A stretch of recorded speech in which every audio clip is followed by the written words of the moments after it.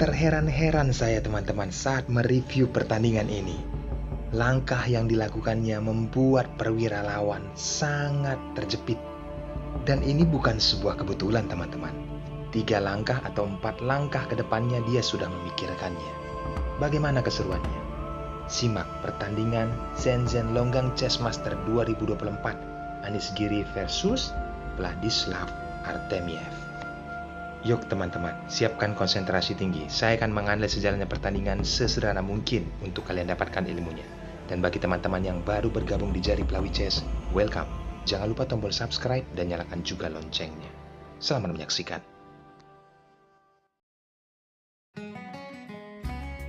Anish Giri putih, elo rating 2762, memulai dengan pion E4. Vladislav Artemiev, elo rating 2711, pion ke E5. Putih pengembangan kuda ke F3, lalu hitam pengembangan kuda ke C6. Setelah gajah ditempatkan ke B5, di sini pembukaan Ruy Lopez. Hitam merespon pion A6, jelas variasi Morphy defense. Next, gajah ditempatkan ke A4, menghindari serangan pion. Lalu kuda ke F5, menyerang pion, rokade sayap raja. Selanjutnya, putih penempatan benteng ke E1 jika kuda pukul pion. Tapi nyatanya, hitam memainkan gajah ke E7. Anish Giri merespon pion D3 melindungi pionnya dan membuka ruang bagi peta gajah hitamnya. Permainan berlanjut, lagi-lagi gajah diancam, gajah dimundurkan ke B3.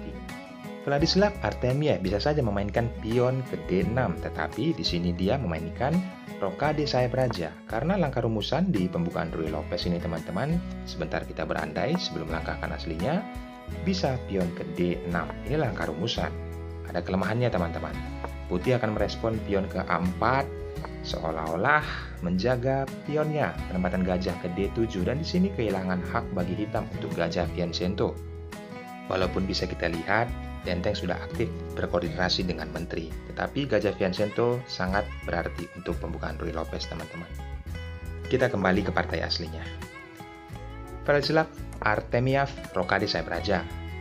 Respon dari Anish Giri tetap memainkan pion ke A4, membuat gajah Vincento tidak bisa dimainkan.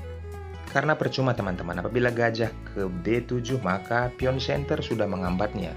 Putih sudah menempatkan pionnya ke E4. Langkah itu kurang tepat, maka dari itu benteng ke B8 melindungi pionnya. Tetap saja pertukaran pion terjadi, lalu putih merespon kuda ke C3. Hitam pion ke D6 membuka ruang bagi petak gajah putihnya dan sekaligus bisa mengaktifkan kuda ke D4 mengajak pertukaran dan disambut nantinya oleh pion E5. Anish Giri dengan posisi seperti ini teman-teman lebih mengamankan kotak G4, pion H3 dimainkan menjaga pergerakan kuda, dan hitam mengamankan kotak G5 dari ancaman kuda. Putih merespon gajah ke E3. Setelah hitam benteng ke E8, Anish Giri mempersiapkan jebakannya. Penempatan menteri ke D2. Menguasai diagonal. Bagaimana dia menciptakan jebakan teman-teman? Coba kita simak. Pada saat Vladislav Artemiev melangkahkan gajah ke E6 mengajak pertukaran dan ini langsung disambutnya. Disambut oleh pion, putih langsung memanfaatkan situasi karena pion sudah bertumbuk di jalur E. Kuda manuver ke E2. Tujuannya jelas ke G3. Vladislav Artemiev menggeser menterinya ke C8.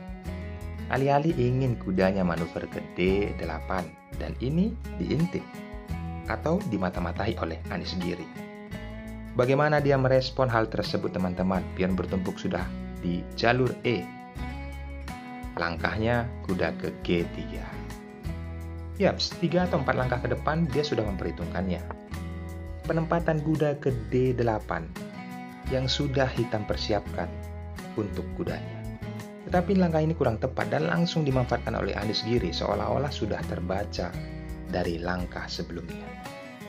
Apa yang dilakukannya teman-teman? Yaps, kalian pintar. Jika kalian juga berpikir, putih melangkahkan pukul pion dengan gajah. Karena ini langkah aslinya. dipukul dengan pion. Coba kita berandai teman-teman. Sebelum kita melangkahkan, tidak memainkan kuda ke D8, ada langkah analisis dari komputer gajah ke F8. Membuat situasi gajah memukul pion itu tidak bisa. Karena setelah pion memukul kembali gajah, apa yang bisa dilakukan oleh putih? Tujuannya seperti yang dilangkahkannya ke H4. Ada menteri ke D7, jaga kolom 7. Putih sudah mentok, dan hitam unggul 1 perwira. Atau yang kedua, putih juga bisa melangkahkan tidak memukul pion dengan gajah, melainkan pion ke C3, langkah tunggu mensupport pion D4. Barulah hitam memainkan kuda ke D8, yang tujuannya jelas nanti ke F7. Kita bandingkan dengan langkah aslinya teman-teman. Vladislav Artemiev tidak memainkan gajah terlebih dahulu, tetapi dia menempatkan kuda ke D8. Langsung, Anies Giri memukul pion yang ada di H6, disambut oleh pion. Kemudian, menteri memakan pion. Next, hitam mengancam menteri dengan kuda. Menteri tempo skak, raja bergeser ke F8. Kuda manuver ke H2. Ini yang dilakukan Anies Giri, tetapi coba kita lihat langkah analisis komputer dengan posisi seperti ini. Komputer melangkahkan kuda ke G5. Apabila kuda pukul kuda, maka jelas pion ke F4. Mengancam posisi kuda. Jika hitam pukul pion dengan pion, dipukul dengan benteng. Kuda sedang dipin oleh benteng. Ada dua alternatif, bisa hitam menteri ke D8 untuk langkah berikutnya. Respon dari putih, di sini teman-teman, kuda ke H5. Ada ancaman skakmat menteri ke G7, dan ini tidak bisa diobati. Karena kuda yang ada di F6 sedang dipin oleh benteng. Langkah yang kedua, alternatif yang kedua bisa dimainkan oleh hitam. Yaps, kuda turun ke F7. Sama saja, putih merespon kuda ke H5. Jika kuda pukul kuda, maka menteri pukul kuda yang ada di F7. Skakmat. Itulah sebabnya kenapa judul ataupun thumbnail di sini perwira hitam sudah tidak berkutik ataupun semuanya sudah dikunci. Apa respon hitam? Setelah langkah aslinya Anies Giri memainkan kuda ke H2. Seperti memperlambat, tetapi tujuannya hampir-hampir sama teman-teman. Di sini benteng mengajak pertukaran, putih menghindarinya, tujuannya jelas, ditempatkan nanti benteng ke E3. Lalu bagaimana? Vladislav respon gajah ke D8. Berharap menterinya mendukung jalur 7 nanti ke D7. Seperti tujuan awal, benteng ke E3, tujuannya ke F3. Hitam, langkah memang positif, mengancam menteri, tetapi menteri tempo skak, raja ke F7, lalu benteng mengepin kuda. Ada benteng ke G7. Ada kuda ke H5. Perhatikan teman-teman, kuda hitam sedang dipin oleh benteng. Memang terlihat di sini belum menyerah. Dia memainkan benteng mengancam menteri. Tapi simpelnya, Anies Giri langsung pukul kuda dengan menteri, lalu membuka ruang bagi menteri mengajak pertukaran. Temukan langkahnya teman-teman. Dan langkah ini mungkin kalian bisa dapatkan. Apa yang dilakukan oleh putih untuk langkah terbaiknya. Yaps.